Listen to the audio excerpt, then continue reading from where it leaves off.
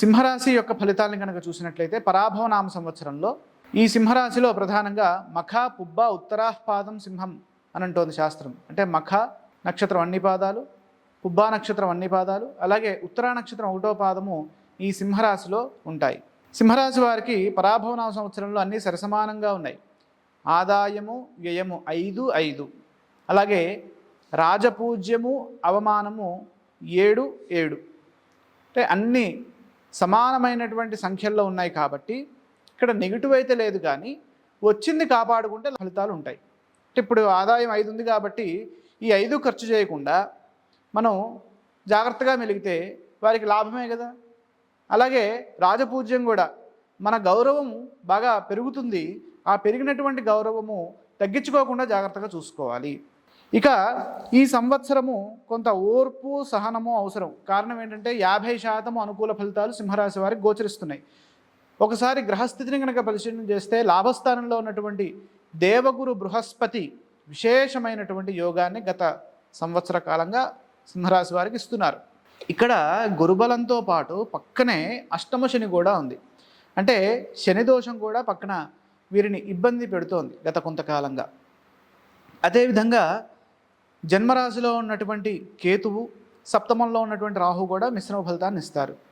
ఇక డిసెంబర్ నుంచి రాహుకేతువుల యొక్క అలైన్మెంట్ మారుతోంది. రాహువేమో ఇక్కడ షష్ఠ రాశిలోకి వస్తారు, అంటే 6వ రాశిలోకి. అలాగే కేతువు ద్వాదశంలోకి వెళ్తారు. ద్వాదశంలోకి ఎప్పుడు వస్తారు? జూన్ 1వ తారీఖు నుంచి ఈ కర్కాటక రాశి ప్రవేశంతో సింహరాశి వారికి ద్వాదశ స్థానం అవుతుంది. ఆ తర్వాత అక్టోబర్ చివరి వారంలో మళ్ళీ ఈ గురువు జన్మరాశిలోకి వస్తారు. ఇవి ఈ సంవత్సరం గ్రహస్థితి. కాబట్టి ఈ సంవత్సరము సింహరాశి వారి యొక్క ఫలితాల్లో 50% అనుకూలంగా ఉంది. ఏ విధంగా? ఒక పక్క గురువు బాగా యోగిస్తున్నారు లాభస్థానంలో ఉండి, అలాగే రాహువు కూడా డిసెంబర్ నుంచి యోగిస్తున్నారు. అంటే 2 గ్రహాలు యోగిస్తున్నప్పుడు 50% అనుకూలంగా ఫలితాలు ఉంటాయి. ఈ సంవత్సరం కొంత ఓర్పు సహనము పట్టుదల అవసరం. కారణం ఏంటి? అష్టమంలో ఉన్నటువంటి శని భగవానుడు మిశ్రమ ఫలితాన్ని ఇస్తున్నారు. అష్టమంలో ఉన్నప్పుడు కాస్త ఆరోగ్యం పైన, తర్వాత మానసిక చైతన్యం పైన దృష్టి పెట్టాలి. అంటే మానసికంగా ఒత్తిడి ఎక్కువగా ఉంటుంది. పక్కన ఏదో జరుగుతూ ఉంటే అది నాకే జరుగుతుందేమో అనేటటువంటి ఫోబియా కూడా అష్టమ శని ఇస్తాడు. కాబట్టి పనుల్లో జాప్యము, వృత్తిపరమైనటువంటి ఒత్తిడి, శారీరకమైన శ్రమ ఇవన్నీ పెరుగుతాయి. ఇవి పెరగకుండా చూసుకోవాలి. ఎలా చూసుకుంటాం గురువుగారు అంటే ప్రణాళిక వేయాలి. ముందస్తు ప్రణాళికలతో మనం నడవాలి ఈ సంవత్సరం అంతా. అయితే భయపడాల్సిన పనేం లేదు. కారణం ఏంటంటే జూన్ 2 వరకు దేవగురు బృహస్పతి లాభస్థానంలో ఉన్నారు. లాభంలో గురువు ఉన్నప్పుడు ఆల్రెడీ మీరు ఫలితాలని పొందుతున్నారు. అవే ఫలితాలు, శుభ ఫలితాలు జూన్ వరకు కొనసాగుతున్నాయి. కాబట్టి లాభంలో గ్రహం ఉంటే విశేషమైనటువంటి లాభము అని అంటే ఏంటి? ధనం, ఆర్థికంగా గొప్ప ఫలితాలు ఉంటాయి.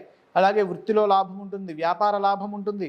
అదేవిధంగా ముఖ్య కార్యక్రమాల్లో దైవబలం సహకరిస్తుంది. సమిష్టిగా నిర్ణయాలు తీసుకొని సకాలంలో బాధ్యతలను నిర్వర్తించడం ద్వారాగా ఉత్తమ ఫలితాలు సిద్ధిస్తాయి. విద్యార్థులు ఏకాగ్రతతో విద్యని అభ్యసిస్తారు. జూన్ వరకు బాగుంటుంది, కానీ జూన్ తర్వాత ద్వాదశంలోకి వెళ్తారు. కాబట్టి ఇక్కడ విద్యా విషయాల్లో ఏకాగ్రత తగ్గకుండా ఆ సమయం నుండి జాగ్రత్త పడాలి. అదేవిధంగా ఉద్యోగపరంగా కలిసి వస్తుంది. ఆశించిన ఫలితాలు సిద్ధిస్తాయి. వ్యాపారంలో లాభాలు ఉన్నాయి. బ్రహ్మాండమైనటువంటి జీవనం కొనసాగుతుంది. ఎప్పటి వరకు? జూన్ వరకు. ఆ తర్వాత కూడా కొనసాగుతుంది. ద్వాదశంలో కూడా గురువు పెద్ద నెగిటివ్ ఏమి ఇవ్వడు.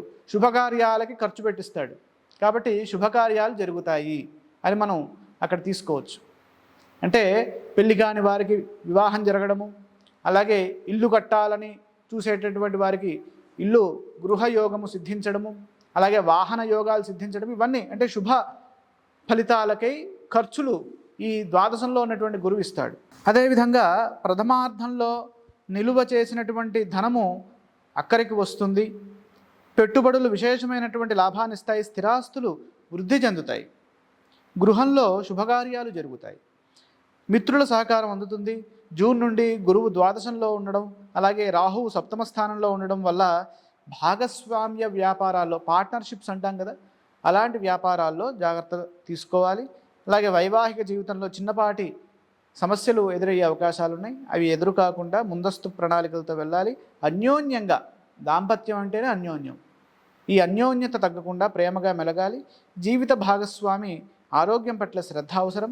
రాహు 6వ రాశిలోకి వస్తారు ఎప్పుడు డిసెంబర్ 7 నుంచి. కాబట్టి 6వ రాశిలో రాహువు చాలా గొప్ప విజయాలను ఇస్తారు. అది ఎందుకు? ఉపచయ స్థానం అవుతుంది. 6 అంటే ఉపచయ స్థానం. 6లో రాహువు శత్రువులపై విజయాన్ని సాధిస్తారు. కోర్టు కేసులు, రుణ సమస్యల నుండి బయటపడతారు. పట్టుదలతో చేసేటటువంటి పనులు గుర్తింపునిస్తాయి. ప్రతిభతో పెద్దలను మెప్పించి ఉత్తమమైనటువంటి ఫలితాలని పొందుతారు.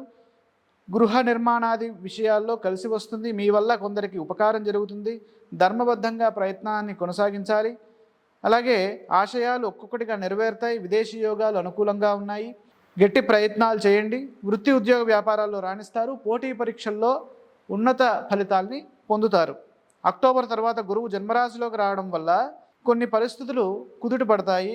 కేతువు జన్మరాశిలో ఉండడం వల్ల ఆధ్యాత్మిక చింతన పెరుగుతుంది. వైరాగ్యం కలగకుండా ఉత్సాహంగా నిర్ణయాలు తీసుకొని అమలు చేయాలి.